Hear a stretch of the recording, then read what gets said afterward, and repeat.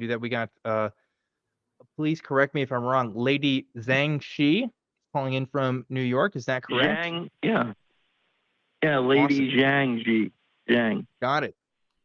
My Chinese is impeccable.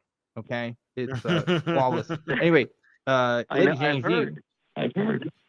welcome to the show. What do you got for us? Well, I wanted to talk about the idea of basically, there's a couple different things I'd like to talk about, but I'd like to talk about the idea of, because I'm just coming out of my Christian faith, accepting atheism and agnosticism and anti-theism. Sure. Okay. And I'd like to talk about the congrats. idea of yeah, congrats to you. That's a congratulations is in order. That's a difficult thing to do. You should give yourself a pat on the back. If nobody's told you congratulations for that yet, here we are. So congratulations. No one has. Yeah. Thank you. So I'm wondering, when do I get my card-carrying atheist membership in the mail, Daniel? Oh, did you fill out the paperwork? You gotta send it to, the folks at, I don't know, 1000 Hell Lane. I don't know where I'm going with this. Wait, no, wait. Have you been you have to be debaptized. Have you been you gotta baptized? be debaptized. That's right. You gotta be debaptized. No, how do I get debaptized? We dunk you in unholy water. Do I take a sand shower? Yeah. Unholy. It's like the nastiest unholy stuff. water. It's like urine and like gross stuff.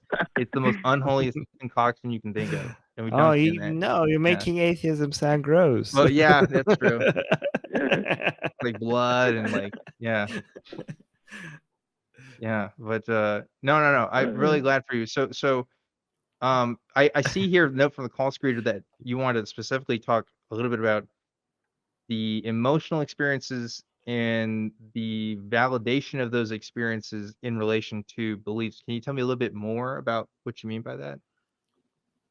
Yeah, I mean, like it seems like a lot of the calls tonight have been around that line. Like that one guy was calling in and he said, art and these experiences that we come through with our experiences in religion, are totally can be totally have this disconnection from any real creator God. Yeah. And that's what I had to figure out. I was having all these emotional experiences that I attributed to some sort of creator God. And then when I realized, there's so many contradictions within the realm of every scriptural tome that you could read, there's misogyny and bigotry and, anti-LGBTQ literature within all of them, and the endorsement of slavery and owning people as property. And then God is the one, and not to mention all of the atrocities that God is taking credit for. Yeah, absolutely. It rubs it. Yeah, it does rub against our common intuitions of what we think is good, right? And here's another thing that, I think is good to point out. When you found out that the Earth was round and not flat, I'm assuming you believe the Earth is round. You didn't cry about it. I probably, right? You didn't have an emotional reaction to this. This wasn't something that you had to absolve for yourself, right? This is just kind of a fact that you learned, right?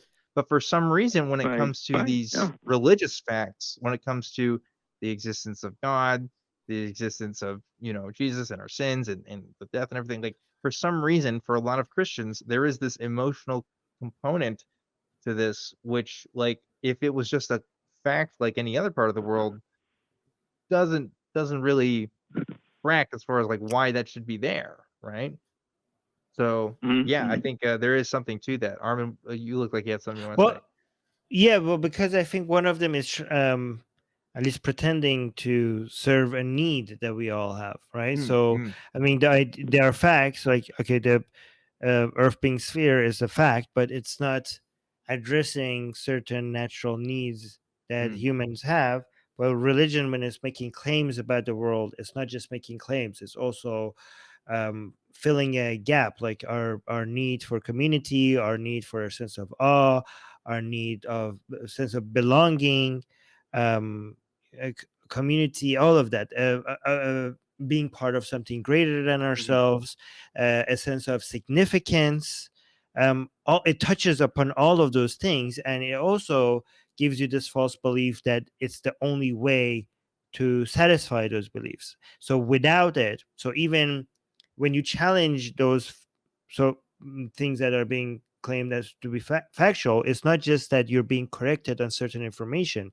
The source of all those needs also being satisfied and fulfilled, all of that is being taken away from you. So you have a more it's not just about like, am I right, am I wrong, is am I going to be able to fill all of this without believing in this religion. So that's why there's a difference, I think. So, may I comment, Armin? A comment, Daniel. Yeah, that was Armin that made that. Yeah, I mean, just another quick thing. This is why trying to convince people out of religion is not just a rational discussion; it's also an emotional discussion. We can't just be like, "Oh, here's rationally why you're wrong." We also have to show to people why they are going to be able to find alternatives to satisfy those needs without religion. So we have to think about the emotional aspect of it as well, not just the rational. Right. And I think one thing for me in coming out of religion and faith is that I found that there's so many things that my faith supplied for me that I thought can never be found elsewhere, and then when I came out of it, I was like, oh, look, I'm still the same person, but I don't have any of this baggage that I used to have.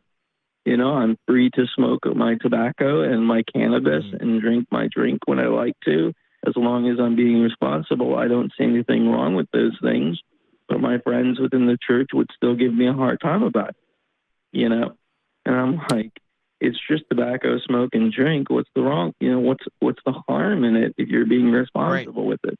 What's the harm in an atheist and an agnostic saying he has a soul when everything that Armin described about, our longing to our need to belong and our needing for community and our needing for peace and love, these are all what Christians would call the soul. But a soul doesn't have to be anything ethereal beyond that would last beyond this earthly confinement. It could just be something material. Sure. Yeah, Armin, okay. I just want to just maybe add that there are non-religious arguments you could make against tobacco. So. Right. Yeah. Tobacco will give you cancer. I mean, like that's, but you don't need us telling you that. There's a lot of the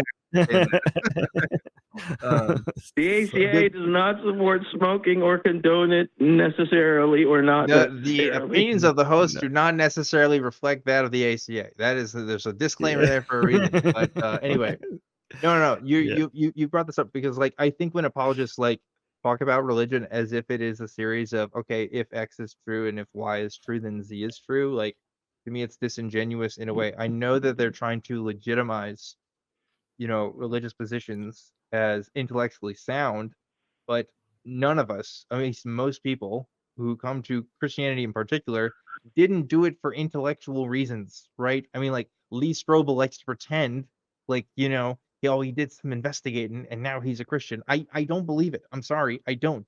That's just not how most people operate. That's just not how most people historically come to these beliefs. I think it provides social benefits. There's a lot of advantages that come with it, but also emotional needs are being fulfilled when these beliefs are happening, and a solidarity, a group identity, a life purpose, all being fulfilled when you have this. And that's why the atheist position seems so off-putting to a lot of people, because how do you fill the void if all that is gone? And that's something you have to figure out for yourself. I can't tell you how to do it. Other people can give you ideas, but that's the hard work. And that's why seriously we say congratulations to you for figuring this out. Yes, because it fucking sucks. Okay, you're not happy about it at first, right? I'm happy about it now, but man, that sucked. It was really bad for a while, so I can relate. I'm now congrats. feeling the rigors of it all. Because I've got to reprioritize all my whole friend list and shit like that, And then like I want to really write the case against Christ, but it's going to just start out. It's only going to be 2 words. He's dead. Get over it. Yeah, that's 4 words, but I get where you're coming from. Well, yeah. I meant, why would it? Yeah. No, we got you. Lady Zhang Ji, thank you so much for calling in. Thank you. That was thank great. you so much I appreciate it. Yeah, thank you for having me, Dan.